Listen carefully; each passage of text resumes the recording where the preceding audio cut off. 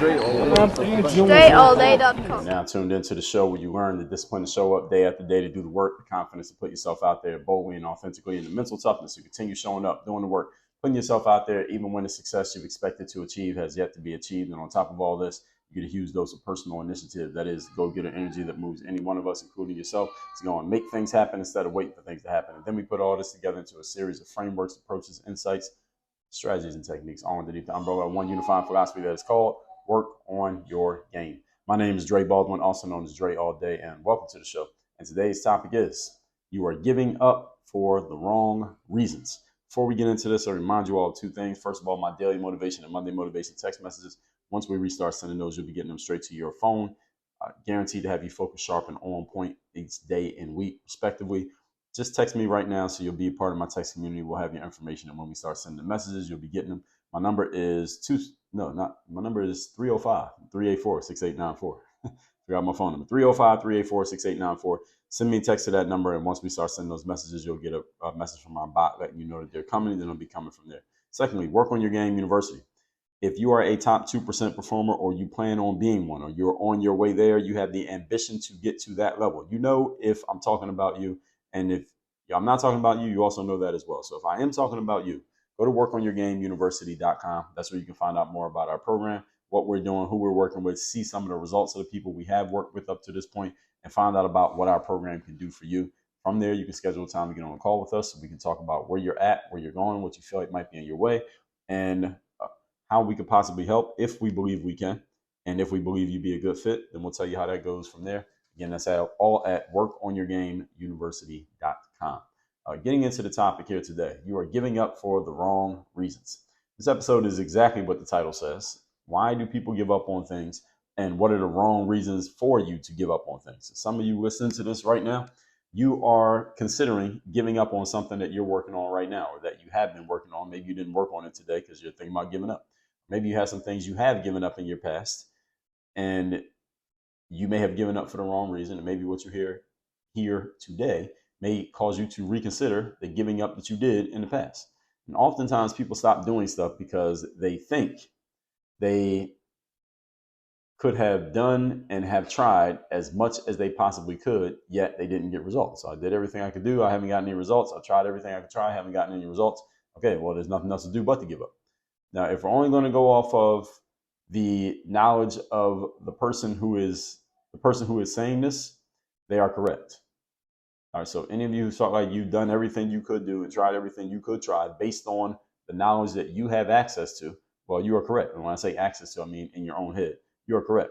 The problem is no human being possesses 100% of the knowledge and expertise on any subject, especially when you're doing something that is relatively new for you. So today I'm going to introduce some questions that will challenge whether or not you really should be walking away from the thing that you're walking away from, even though we can agree that you should probably stop doing it the way that you have been doing it. If you feel like you are not getting the kind of results that you want to get, all right, then there's no refuting that. Whatever results you want are the results you want. If you're not getting them, you're not getting them. This is plain black and white. However, you should, two things. Number one, you may not have all the information. You probably don't have all the information of the different things you could be doing to make things work. And number two, whatever you have been doing up to this point to where you got to this position, you should not keep doing that 100% because we already know that doesn't work. So there's no need for us to continue that. We already know that. So something's going to change. Doesn't mean we got to drop everything. All right, that's the point that we're going to address here today. So stop doing what you've been doing, which is how you got to the point of considering quitting in the first place. So you are fired from whatever main jobs you've been doing up to this point because you have been proven to be an inefficient executor, implementer, and boss of that process. Doesn't mean you're completely off the job. It means you're just fired from the main jobs that you've been doing. Let's get into it. Point number one. Topic, once again, is you are giving up for the wrong reasons. Number one, and again, these points are going to be in the form of questions. How many ways have you tried to make it work? The thing that you're doing right now, how many different ways have you tried to make it work? Most people only try a handful of things, literally a number of things that you can count on your fingers, maybe even one hand. Don't get the outcome they want, and then they give up because they haven't gotten the outcome they want from that handful of stuff that they tried.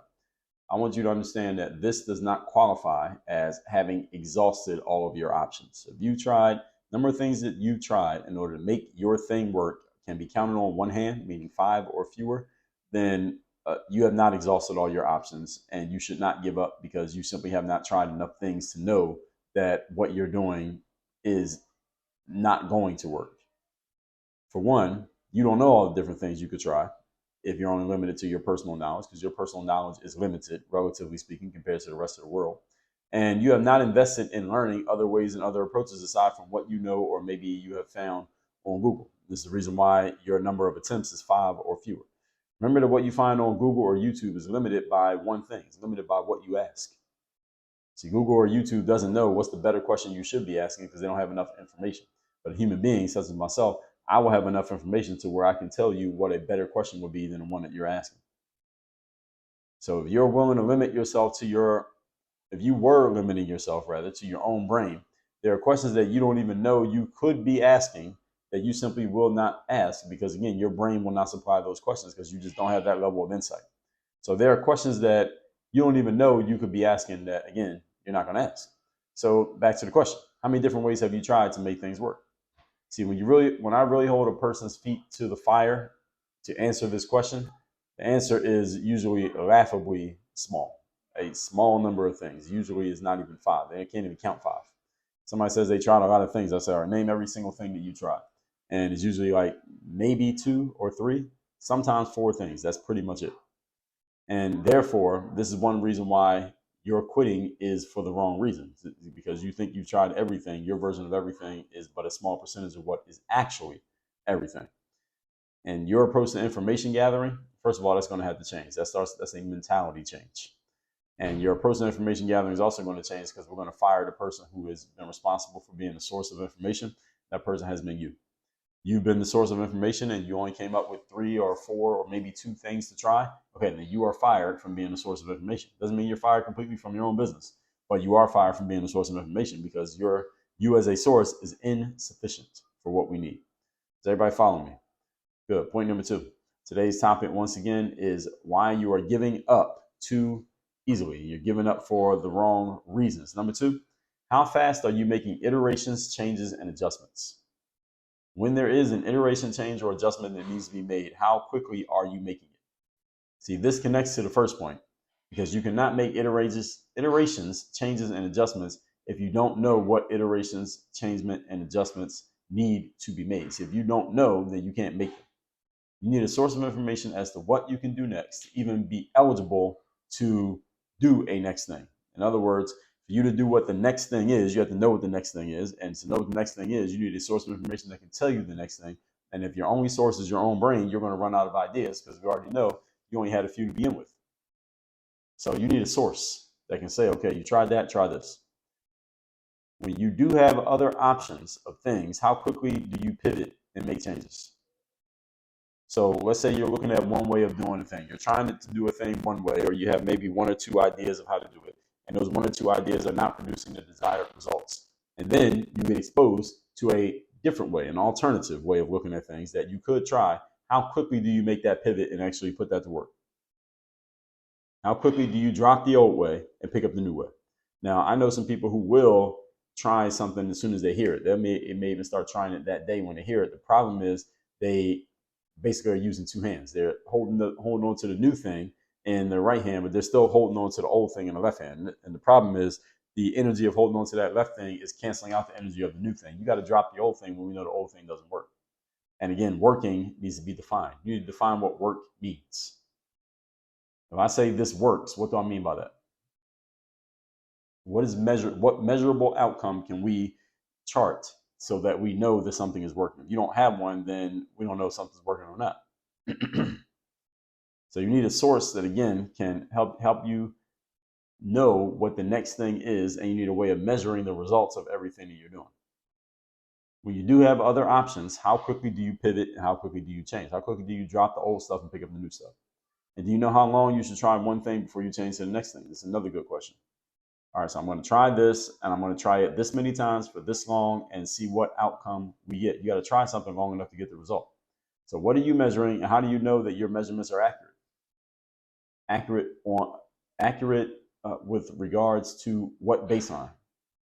How do you know the thing that you're measuring is the thing that you should be measuring? This is another really good question that a lot of professionals get wrong. They're measuring, but you're measuring the wrong thing and you're measuring it for the wrong reason. So no matter what data you gather, you're still sending yourself in the wrong direction because you're not getting the right information. So the right information doesn't mean more, it just means the right information. The data that you have access to right now, there is some right information in there and there is some useless / wrong information in there. You need to know which is which. A lot of professionals don't know which is which. Therefore, they can't make educated decisions because you don't have the education, you don't have the knowledge, you don't have the insight. So how do you know the thing that you're measuring is the thing that you should be measuring?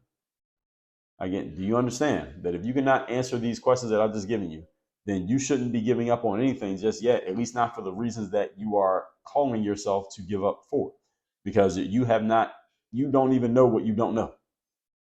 And it doesn't necessarily mean that your idea will eventually be a winner. It's just that we don't know yet because we don't have the proper information because we have an inept boss at the helm. And the inept boss is you.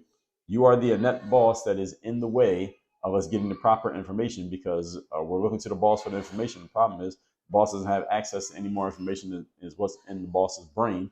And the boss's brain is insufficient for what we need to solve the problem at hand.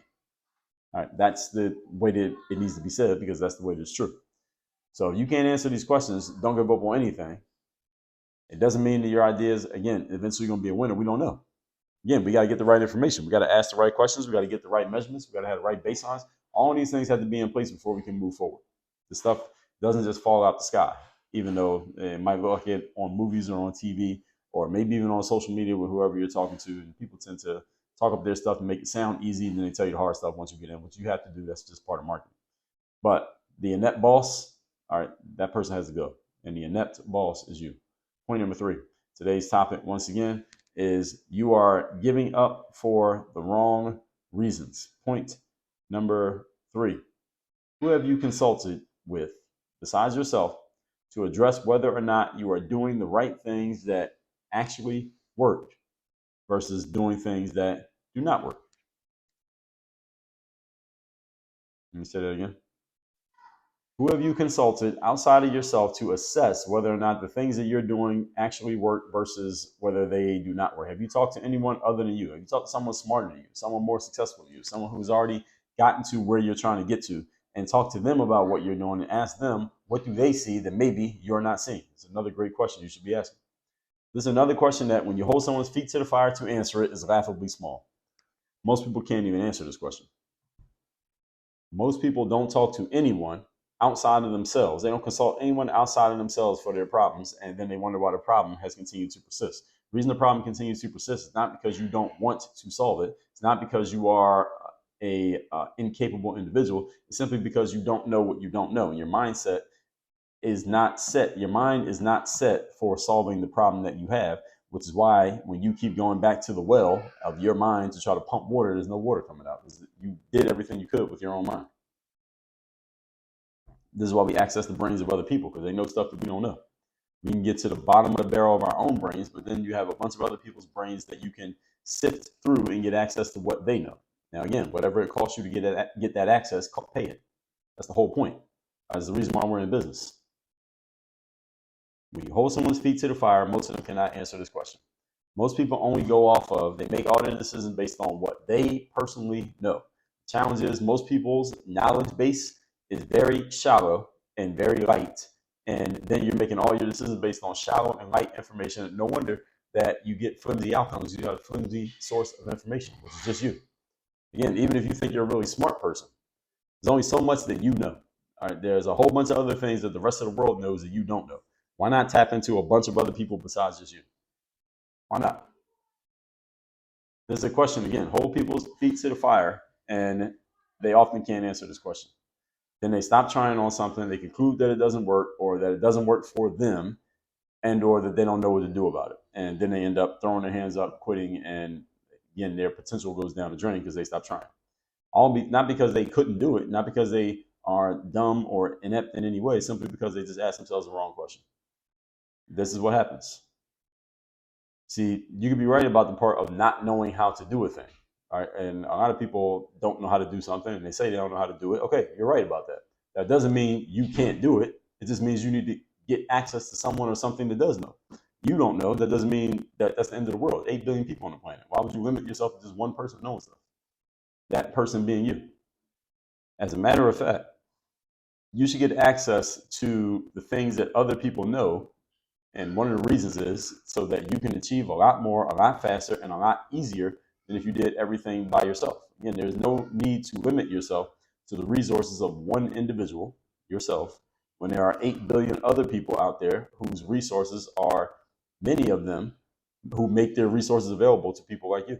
And again, they're sharing a ton of knowledge that you don't have access to. So why not just get access to 8 billion people's knowledge, ask the right questions, get the right information, and start implementing that. And then maybe once you do it, you can absorb what they know into your knowledge base. So you can grow in that way as well.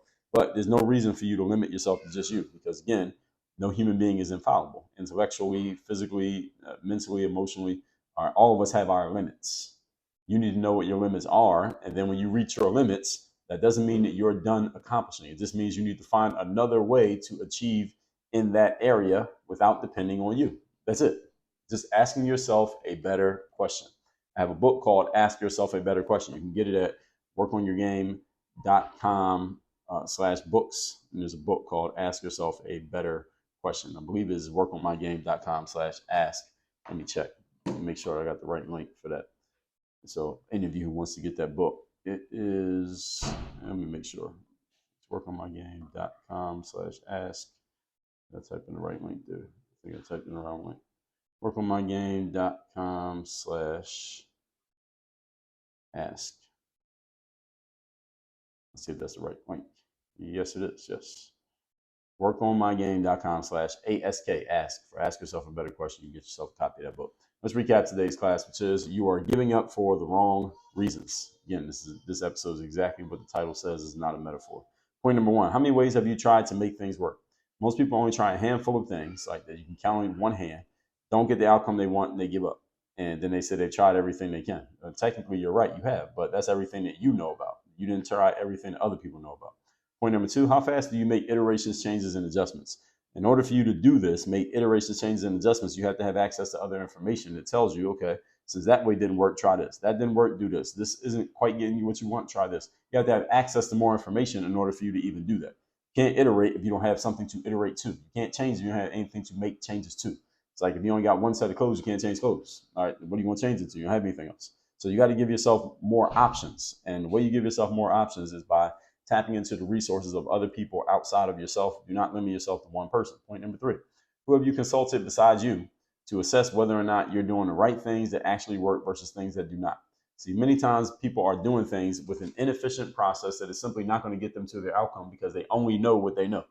And you don't even know that the process you're using is not going to work. But until you, excuse me, open yourself to being, what's the word I'm looking for? Assessed, let's just say, by someone or something outside of you, then you won't even know what you're doing that is not working. I was having a conversation with a guy who has a 10-figure a year business, 8-figure a year business rather. A couple, maybe by the time you hear this, it'll have been a couple months ago. And he was just asking me some questions about my business to get a feel for what I was doing. And once he got a feel for what I was doing, he gave me a bunch of things that I needed to do to best optimize my business. And I was writing notes on everything that he said. I wrote down like 14 to 15 different points of things that he said that I need to do to optimize my business. And I'm telling you that to say this, I am not limiting, even though I think I'm a pretty smart guy, I'm not limiting my success to only what I can come up with on my own. I'd rather tap into other people because if they can help me get to the goal, they can help me get to the goal 3 times bigger than what I thought, 2 times faster than I would have did it on my own. Why not do it? Why limit myself to just me? Again, you don't get a bigger trophy or more money by doing it all by yourself. So with all that said, folks, make sure you text me so you're in my community. My number's down below in the description. Also, workonyourgameuniversity.com. That link there is for people who want to become that 8-figure entrepreneur. You want to become that high-level performer, that top 2% person at what you do. You're not okay with just being okay. Go to workonyourgameuniversity.com. Links down below in the description. I'll see you there. Work on your game. Dre, all